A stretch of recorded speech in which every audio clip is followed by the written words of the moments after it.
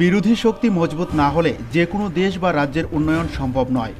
উন্নয়নের ক্ষেত্রে বিরোধীদের গুরুত্বপূর্ণ ভূমিকা থাকে, কিন্তু এ রাজ্যের বিরোধী শক্তির বেহাল অবস্থা। রাজনৈতিক বিশ্লেষক মহলের মতে যতক্ষণ পর্যন্ত বিরোধী দলগুলি এক ছাদের তলায় না আসবে ততক্ষণ পর্যন্ত এ রাজ্যে সরকার পরিবর্তন হবে না। পরিবর্তনের স্লোগান তুলে রাস্তাঘাট মাঠ হাট গরম করলেও কোনো লাভ হবে না। বিরোধীদের ছন্নছাড়া অবস্থায় শাসক দলের প্রধান শক্তি। বিরোধী শিবিরে ফাটলের সীমারেখা যত উপরে উঠবে ততই ফায়দা হবে শাসক গোষ্ঠীর। রাজনৈতিক বিশ্লেষকদের দাবি, সরকার পরিবর্তনের ইস্যু অনেক রয়েছে, তবে ইস্যু নিয়ে যে যার মতো মাদল বাজালে চলবে না। হাতে গোনা কয়েক শতাধিক কর্মী সমর্থক নিয়ে আজকে মিছিল, কালকে গণ অবস্থান, পরশু ডেপুটেশন, যে যার মতো নাটক মঞ্চস্থ করে শাসকের কেশাগ্র নাড়াতে পারবে না বলে দাবি করছেন রাজনৈতিক বিশেষজ্ঞরা। শাসকের অন্দরমহলে ভূমিকম্প সৃষ্টি করাতে হলে মজবুত বিরোধী শক্তি চায়। সবকিছু ভুলে শুধুমাত্র পরিবর্তনের ইস্যুকে সামনে এনে এক ছাতার নিচে আসলেই মজবুত হবে বিরোধী শক্তি। এই মুহূর্তে রাজ্যের বিরোধী দলগুলি বিভিন্ন মেরুতে অবস্থান করছে। তবে এরই মাঝে কেন্দ্রীয় সরকারের নাগরিকত্ব সংশোধনী বিল 2016 প্রতিবাদে উপজাতি ভিত্তিক 3টি আঞ্চলিক দল এক ছাদের তলায় এসেছে। আইপিএফটি, আইএনপিটি এবং এনসিটির এক ছাতার নিচে আসার ফলে পাহাড়ে বিরোধী শক্তি যে দ্বিগুণ বেড়েছে তা বলার অপেক্ষা রাখে না। রাজনীতিতে অসম্ভব বলে কোনো শব্দ নেই, শুধুমাত্র মানসিকতার পরিবর্তন হলেই যে ঐক্যবদ্ধ শক্তির প্রতিষ্ঠা করা যায় তার আরও একবার প্রমাণ দিয়েছে আইপিএফটি, আইএনপিটি এবং এনসিটি জোট। এ যেন সিংহ আর হরিণের এক ঘাটে জল খাওয়ার সামিল।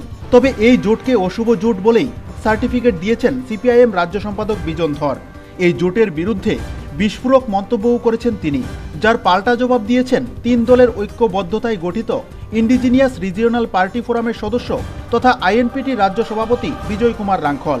সিপিআইএম রাজ্য সম্পাদকের বিস্ফোরক মন্তব্যের কড়া ভাষায় সমালোচনা করেছেন তিনি। তার বক্তব্য, সিপিআইএম মুখে ঐক্যের কথা বলে, বাস্তবে তারাই প্রকৃত বিভেদ সৃষ্টিকারী। গতকাল যে সিপিএম তারা আমাদের বিরুদ্ধে তারা যে বক্তব্য রাখলো, এটা আমরা বিরোধী করি এবং তারা যে অশুভ মনে করে। তবে ট্রাইবাল যদি মাইনরিটি, মাইক্রোস্কোপিক ট্রাইবাল যদি একতা হয়ে আমাদের উন্নয়নের জন্য আমরা যদি একতা হই, অন্যায় কোথায়? কেন তারা এই ইউনিটিতে তারা তারা হিংসা করে? কাজে এইসব ব্যাপারে আমাদের অনেক আলোচনা হয়। আমরা চাইব যে সিপিএম তারা রুলিং, তারা কোনো দিন আজীবন তারা রুলিং করতে পারবে না। এই স্বপ্ন যদি দেখে এটা খারাপ হবে এবং তাদের উচিত যারা দুর্বল, যে ট্রাইবাল পপুলেশন আমরা দুর্বল, গ্রামের অঞ্চলে অনুন্নত, এইসব তারা করবে না।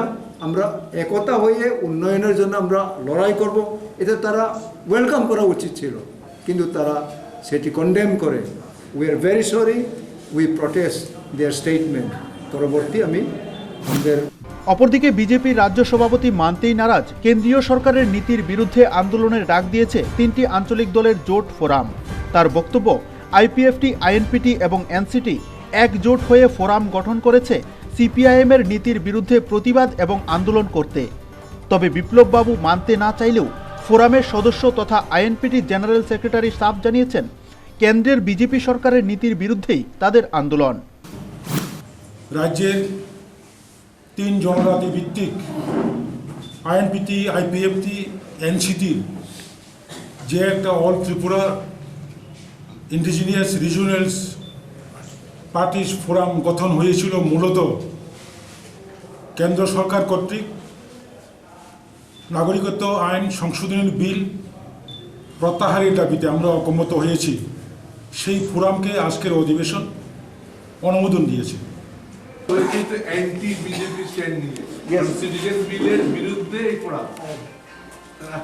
দেখুন, আমি সেই বিষয়ে সুনীতিকে বলার জন্য অ্যান্টি ফোরাম ওনারকে বলেছে অ্যান্টি সিটিজেনশিপ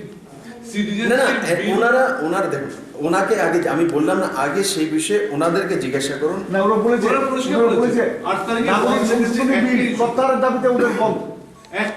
এরা একটা ইস্যু করেছে, লিখেছে। এরা কি কি ইস্যু করেছে এদেরকে জিজ্ঞাসা করুন। দেখুন, সিটিজেনশিপ অ্যামেন্ডমেন্ট বিল এটা প্রত্যাহারের দাবিতে ওরা এক জায়গায় এসছে। ফোরাম করেছে 8 তারিখে বন্ধ করেছে, তাই তো একটাই তো ইস্যু। Yes, yes. একটাই ওয়ান পয়েন্ট আচ্ছা। এবং সেটা এগেইনস্ট বিজেপি সেন্ট্রাল সেটা আমি বলছি, এখন এরা 8 তারিখ বন্ধ ডেকেছে, যেই সিটিজেনের আইনের বিষয়ে আপনি বলছেন, লর বিষয়ে বলেছেন, সেটা বিরোধ করেছে, তো সেটা তারা ভারতীয় জনতা পার্টির সঙ্গে অ্যালায়েন্স করেনি। ভারতীয় জনতা পার্টি তাদের ফোরামের, তারা একটা কমিউনিস্টের এগেনস্টে একটা ফোরাম তৈরি করে, সেটার আমি স্বাগত জানিয়েছি।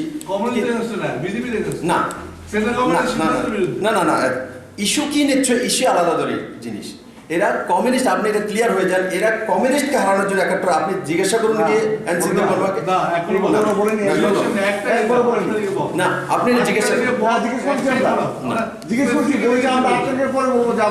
তো ফোরামের তরফে কেন্দ্রের বিরুদ্ধে ওঠা আন্দোলনের ডাককে সিপিআইএমের ঘাড়ে চাপিয়ে কি বুঝাতে চেয়েছেন বিজেপির রাজ্য সভাপতি তা স্পষ্ট করেননি। তবে ইস্যু বাদ দিলে 3 দলের একজোট হওয়াকে স্বাগত জানিয়েছে বিজেপি। প্রধান বিরোধীদের মধ্যে বাকি রইল কংগ্রেস আর তৃণমূল কংগ্রেস। এর মধ্যে কংগ্রেস দল এই মুহূর্তে ক্ষয়রোগে আক্রান্ত। কেউ কেউ বলছেন অস্তিত্ব সংকটে ভুগছে কংগ্রেস, তো আবার কেউ বলছেন কংগ্রেস সাইনবোর্ড সর্বস্ব হয়ে গেছে। মাঝে মধ্যে ফ্ল্যাগ ফেস্টুন হাতে রাস্তায় নেমে অস্তিত্বের জানান অবশ্যই দিয়ে থাকে কংগ্রেস কর্মীরা।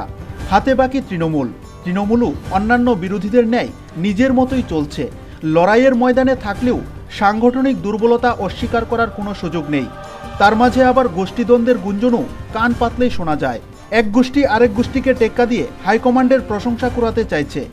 এক কথায় সরকারের 4 পায়া নাড়ানোর মতো হুঙ্কার দেওয়া বা আন্দোলন করার ক্ষমতা এই মুহূর্তে রাজ্যের বিরোধী দলগুলির নেই বললেই চলে। সত্যিকারের সরকার পরিবর্তনের আন্দোলনে নামতে হলে সর্বপ্রথম বিরোধী দলগুলির ঐক্যবদ্ধ হওয়া প্রয়োজন, তবেই হয়তো আসবে সফলতা। অন্যথায় শাসকের কূটনৈতিক চালে আগামী দিনে বিরোধী শব্দটাই অস্তিত্ব রক্ষার মুখে পড়বে বলে অভিমত রাজনৈতিক বিশ্লেষক মহলের। রাজনীতিতে অসম্ভব বলে নেই কোনো শব্দ, একমাত্র ঐক্যবদ্ধ শক্তিই পারে অশুভ শক্তির করতে জামানত জব্দ। নিউজ ডেস্ক থেকে গৌতম ঘোষের রিপোর্ট, নিউজ ভ্যানগার্ড।